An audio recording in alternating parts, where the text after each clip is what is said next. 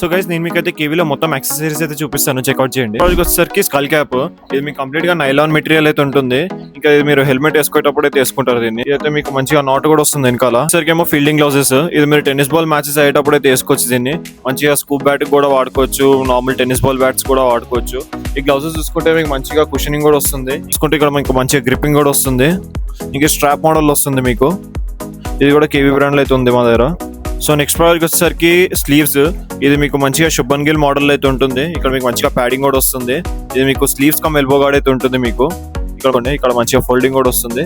ఇది మీరు వేసుకొని డైరెక్ట్ గా అయితే వాడచ్చు.